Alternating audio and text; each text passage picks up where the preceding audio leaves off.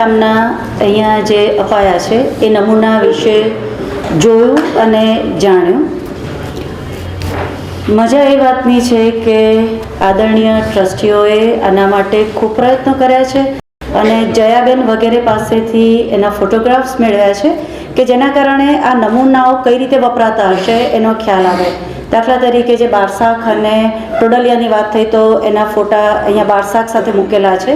શિંગોડિયા અને એની જે વાત થઈ છે તો એના ફોટોગ્રાફ ત્યાં આગળ નમૂનાની સાથે મૂકેલા છે કે જેથી કરીને એ વસ્તુ કઈ રીતે વપરાતી હશે એનો આપણને ખ્યાલ આવે.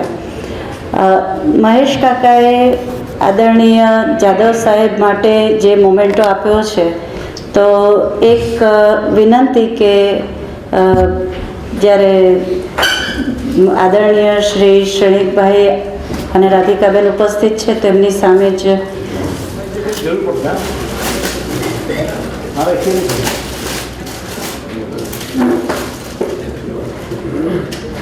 લોકકલાના કસબીને એક લોકકલાનું નાનકડું નજરાણું.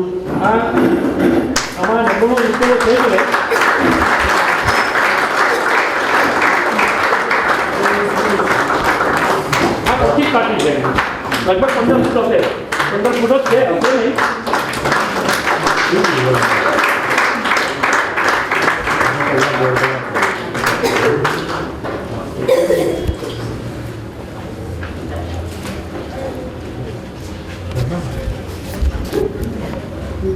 અને આ સાથે એક 2 મિનિટ વધારે લઈ અને મહેશભાઈ પંડ્યાની બહેનો જે એમનું આ નિમિત્તે માતા પિતાનું નામ રોશન કર્યું છે એ નિમિત્તે મહેશભાઈ પંડ્યાનું પણ સન્માન કરવા માંગે છે.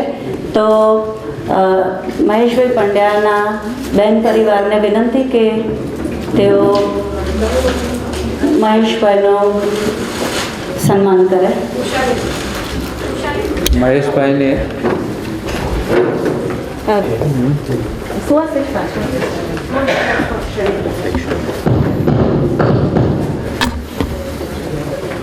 એમના લાડલા બેન અને બનેવી એ ખાસ આ પ્રસંગે જે મહેશભાઈ આપણને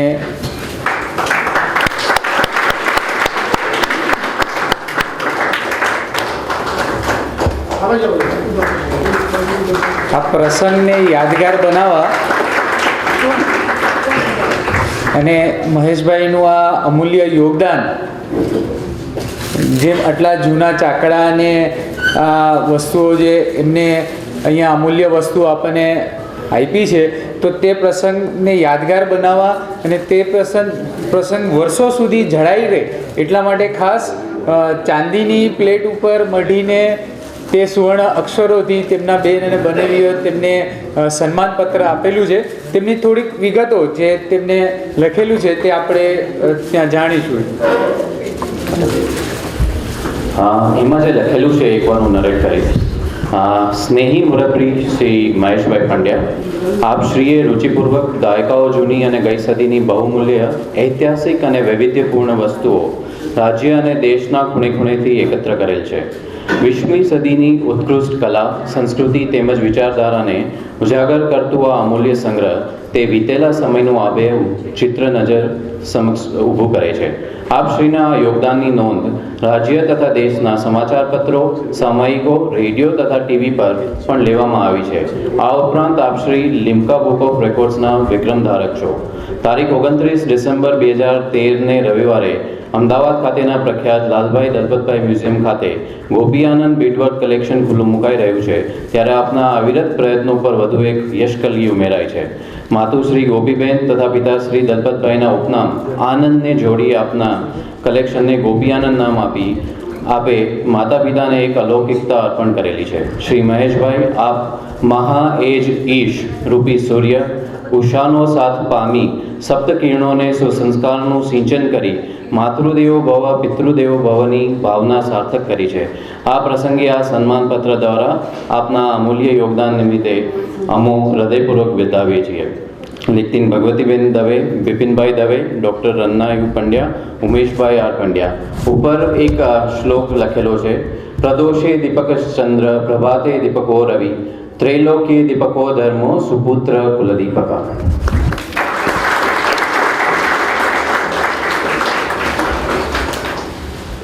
આભાર. હવે હું શ્રી આદરણીય જાદવ સાહેબને વિનંતી કરીશ કે તેઓ આ અંગે પોતાનું વક્તવ્ય આપે. શ્રી જાદવ સાહેબ. પરમ આદરણીય મુર્મુ સાહેબ, આદરણીય મહેશભાઈ, લાલભાઈ, દલપતભાઈ, ઇન્ડોલોજીના ટ્રસ્ટીશ્રીઓ, અહીં ઉપસ્થિત કલાકારો અને કલાપ્રેમીઓ, ખરેખર તો આજે મારે મન આ એક રંગનો ઉત્સવ છે, ઉમંગનો ઉત્સવ છે, આનંદનો ઉત્સવ છે. આજે સૌરાષ્ટ્રનું લોકભરત લાલભાઈ દલપતભાઈ મ્યુઝિયમમાં કાયમી સ્થાન પામતું હોય એ અવસરને વધારવા માટે આપ સૌ આટલી મોટી સંખ્યામાં ઉપસ્થિત રહ્યા હોય, એમાં મારા જેવા લોક સાહિત્યના રૂખડિયાને આમંત્રણ આપવામાં આવ્યું હોય અને મારે આપને કંઈક કહેવાનું હોય તો ભાઈ અમારા અંતરમાં આનંદના રંગ સાથિયા પુરાય, અમારા અંતરમાં આનંદનો અબેલ ગુલાલ ઉડે. મધુસૂદનભાઈ, અમારા અંતરના આનંદ મોરલા એક સામટા ઢોકી ઉઠે એવો આ એક રૂડો અવસર મહેશભાઈએ ઉપસ્થિત કર્યો છે. આ અવસરે મારા હૃદયનો આનંદ વ્યક્ત કરું એક 4 ચરણના એક નાનકડા સૌરાષ્ટ્રના દુહાથી. મજાનો દુહો છે. 4 મિલે 64 ખીલે, 20 રહે કરજોડ, હૃદય સે હૃદય મિલે ખીલે 7 કરોડ. આમ ગુઢાર્થ વાળો દુહો છે, પણ એનો અર્થ સમજીશું ને તો એના પ્રસન્ન સૌંદર્યનો આપણને ખ્યાલ આવશે કે બે સામાન્ય વાત છે. 2 મિત્રો મળે છે, 4 મિલે 2 મિત્રો મળે છે, એની 4 આંખો મળે છે. 4 મિલે 64 ખીલે, બંને પરસ્પર સ્મિત કરે છે. 32 દાંત એના 32 દાંત એના, ફૂલ પાંખડી રૂપે ખીલે છે. 4 મિલે 64 ખીલે, 20 રહે કરજોડ, પરસ્પર વંદન કરે છે ને ત્યારે 20 રહે કરજોડ, 10 આંગળા એના 10 આંગળા એના, 20 રહે કરજોડ, હૃદય સે હૃદય મિલે. મારી કાઠિયાવાડી ભાષામાં સાયા માયા મળવાનું કહે છે. માણસ મહેમાન આવે ત્યારે એકબીજાને ભેટીને ડાબા જમણા ખંભે મસ્તક મૂકીને છાયા માયા મળે, એમ 2 મિત્રો જ્યારે ભેટીને છાયા માયા મળે છે ને ત્યારે કવિ કહે છે કે ખીલે 7 કરોડ. એમ કહેવાય છે કે માણસના શરીરમાં 3.5 કરોડ રૂવાડા હોય છે. 3.5 કરોડ રૂવાડા એના, 3.5 કરોડ રૂવાડા એના બળનાટ દેતા બેઠા થઈ જતા હોય તો 2 વ્યક્તિના મિલનમાં જો આટલો આનંદ હોય તો આજે આટલા બધા કલાકારો, કલાપ્રેમીઓને મળવાનો આનંદ ભાઈ અમારા અંતરમાં કેવો હોય એ સહેજે સમજી શકાય એવી વાત છે. ખૂબ આનંદનો આ અવસર છે. મહેશભાઈએ તો અહીંયા ભરતકામનો સઘળો પરિચય સચિત્ર રૂપે આપને કરાવી જ દીધો છે. એટલે ભરતકામના, કારણ કે મધુસૂદનભાઈ ઢાંકી અહીંયા આવા મહાન વિદ્વાન આપણી વચ્ચે બેઠા હોય ત્યારે મને લાગે છે કે મારે ભરતકામ ઉપર, ઢાંકી સાહેબ, મારે ભરતકામ ઉપર કંઈ પણ બોલવાનું હોય આપની હાજરીમાં તો મને લાગે છે કે હિમાલયમાં ગુલ્ફી વેચવા જવા જેવું કઠણ કામ ગણાય. અને સેલ્સમેનની ભાષામાં કહું તો એસ્કિમોના પ્રદેશમાં ફ્રીજ વેચવા જવા જેવું કઠણ કામ ગણાય. એટલે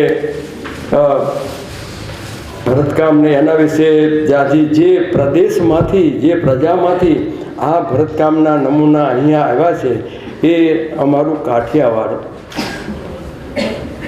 તમને એમ થશે કે આ કાઠિયાવાડની જ વાતો કરે છે, પણ સાહેબ કાઠિયાવાડની ધરતીમાં જે પાણી છે ને એ કંઈક અનોખા પ્રકારનું જ છે. આપણે તો બહુ જાણીતો દુહો સાંભળ્યો છે કે અમારા કાઠિયાવાડમાં કોક દી ભૂલો પડે ને તું ભગવાન, તું થાને મારો મહેમાન, તને સ્વર્ગ ભૂલાવી દઉં શામળા. શામળાને અર્થાત કૃષ્ણ ભગવાનને કેમ લોક કવિએ અમારા કાઠિયાવાડમાં ભૂલા પડવાનું ના કીધું, ભૂલા પડવાનું કાઠિયાવાડમાં કેમ કીધું ને તે એણે ના કેમ કે ચીનમાં ભૂલો પડ ને જાપાનમાં ભૂલો પડ ને પાકિસ્તાનમાં ભૂલો પડ કે અહીંયા ભૂલો પડ, દુનિયાના કોઈ પણ ખંડમાં ભૂલો પડે, એમ નહીં. પણ એણે કહ્યું કે ભારતમાં ભૂલો પડે, એમાં ગુજરાતમાં ભૂલો પડે ને એમાં અમારા કાઠિયાવાડમાં ભૂલો પડે. સાહેબ, કાઠિયાવાડના વાણી, પાણી અને મહેમાન ગતિ ત્રણે વખણાય છે. વાણી કહેતા મેઘાણીભાઈ આપણને લોક સાહિત્ય જે ભરપટ્ટે આપ્યું, લોક વાર્તાઓ આપી, એ વાણી. પાણી કહેતા કાઠિયાવાડના કોઈ પણ પાદરમાં, તમે ગામડામાં જાઓ તો પાદરમાં તળાવની પાળે લીમડાના ઝાડ નીચે તમને પાળિયા જોવા મળશે. આ અમસ્તા પથ્થર ઊભા કરેલા નથી. ડાકે સાહેબ જાણે છે કે એ પાળિયા એ શૂરવીરોના છે કે જેમણે ગામની ગાયોના ધણને લૂંટાતી બચાવવા માટે, ધણને લૂંટાતું બચાવવા માટે પોતાના લીલુડા માથા ઉતારી આપ્યા છે. ગામની બેન દીકરીઓના શિયળની રક્ષા માટે પોતાની જાન કુરબાન કરી દીધા છે. એ શૂરવીરોની સ્મૃતિમાં આ પાળિયા ઊભા છે. એ પાણી અને મહેમાન ગતિ જે કાઠિયાવાડના અહીંયા મુરબીઓ, મિત્રો, બહેનો હશે, એમને તો મારે મહેમાન ગતિની વાત કરવાની હોય નહીં, કારણ કે મહેમાન ગતિ તેમને ગળસૂચીમાંથી, વારસામાંથી મળે છે. પણ આંગણે મહેમાન આવે ને ત્યારે ઘર જાણી ઊભો થઈને ગળગળથી દોટ મૂકે, સાયા માયા મળે, ઢોલિયા ઢળાય, અને વહુ આણું વળીને આવેલી, વહુએ લાવેલી પઠારામાં મૂકેલી નવી નક્કોર રજાઈઓ કાઢીને ઢોલિયા માથે પથરાય, ઊના પાણી મુકાય, ચા પાણી થાય, સુખ દુઃખની વાતળીઓ થાય, અને બપોરે જમવાનું ટાણું થાય ને ત્યારે ભાઈ ઓસરીમાં અહીંયા જે બતાવ્યા મહેશભાઈએ, આ તો સુશોભનના ચાકડા છે, પણ બેસવા માટેના ખાસ પ્રકારના રૂમ ભરેલા ચાકડા, ભરતકામ કરેલા સરસ ચાકડીઓ આવતી. એ ચાકડાઓ પથરાય, બાજુઠિયા ઢળાય, ઢીચણિયા મુકાય,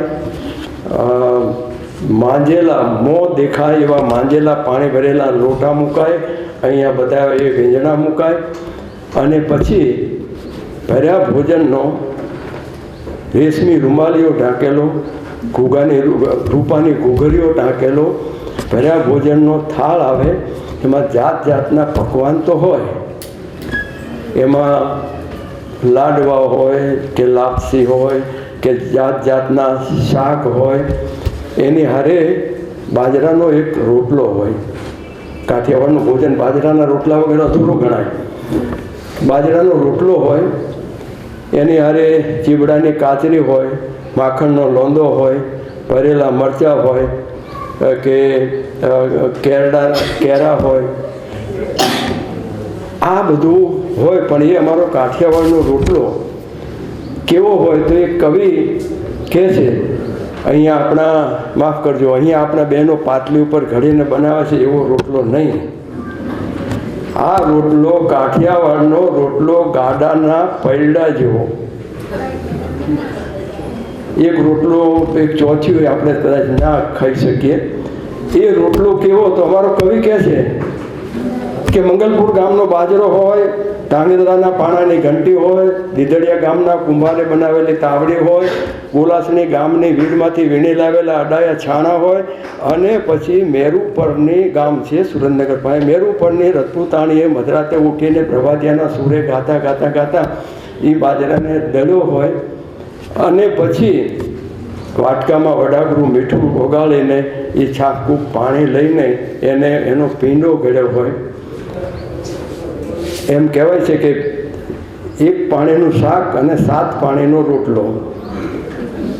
એક પાણી એટલે બહેનોને કદાચ ખબર હશે કે ભાઈ શાક વઘાર્યા પછી એક જ વાર પાણી નખાય, એને વારે વારે થયું છે કે નહીં, સડ્યું છે કે નહીં, વારે વારે જોતા જઈને પાણી નાખતા જઈએ. એમ એક જ વાર બહેન જે નિષ્ણાત છે એક જ વાર પાણી નાખે, શાક થઈ જાય, પરફેક્ટ થઈ જાય. એમ 7 પાણીનો રોટલો ઘડતા ઘડતા ઘડતા એ પાણી 7 વાર લેવાય, 8મી વાર નહીં. એ કોઈ ગણતરી કરવા ના બેસે, પણ 8મી વાર એ પાણી ના લેવાય. એમ 7 પાણીનો રોટલો એ પીંડો બનાવીને ઘડતા ઘડતા ઘડતા, જેમ માં પહેલા ખોળાના દીકરાને હેતથી ઉલાવતી હોય એમ રમાડતા રમાડતા રમાડતા એ પીંડાને ઘડ્યો હોય, અને પછી તાવડીમાં નાખીને ત્રાંબિયા જેવો શેડવો હોય, અને એની કોપટી કાઢીને તાવણ મૂકી હોય ને તો 3 ઘરે જેની ફોરમ જાય એવું ભેંસનું ઘી ભર્યું હોય. વિજાણન જેની ગોતે નીકળેલો શેણીનો હાથ પામવા માટે એને એક શરત કરેલી કે 101 નવચંદ્રી ભેંસ લઈ આવતો શેણીનો હાથ તને આપો. બીજાને અમારા ભાલમાં ભૂલો પડેલું એ નવચંદ્રી ભેંસનું શેડ કઢવા દૂધની તાંસળી પડકે મૂકી દીધી હોય અને સાંભળ્યો કૃષ્ણ અહીંયાથી નીકળ્યો હોય અને બાબડું જાલીને ભોજન માટે જમવા બેસાડી દીધો હોય ને તો ભાઈ રાધાજીને એને ગોપ ગોવાળે એને કહેવરાવી દે કે આપણને અહીંયા ફાવી ગયું છે, તમને અહીંયા ગોકુળ મથુરા સ્વર્ગમાં ના ફાવે વયા આવો. કૃષ્ણ ભગવાન કાઠિયાવાડમાં ભૂલા નહોતા પડ્યા. આ બાજરાના રોટલા ખાવા માટે, આ મહેમાન ગતિ માણવા માટે અને એક આખો ઇતિહાસ ઊભો કરવા માટે કાઠિયાવાડની ધરતીમાં આવ્યા હતા અને 100 વર્ષ સુધી આ ધરતી ઉપર કૃષ્ણ ભગવાન રહ્યા હતા. એ આપણે કાઠિયાવાડની ધરતી છે. કારણ કે કાઠિયાવાડ કલાપ્રેમી છે. કૃષ્ણ ભગવાનને ખબર હતી. કૃષ્ણ ભગવાન તો પોતે ભગવાન તો હતા પણ કલાકાર ને કલાપ્રેમી પણ હતા. એમના આવ્યા પછી તેમણે આપણને કેટલા રાસ, ગોપીઓના રાસ, મેળા, ઉત્સવો આપણને બધું આપ્યું. પણ મારે અહીંયા વાત કરવી છે સૌરાષ્ટ્રના ભરતકામની.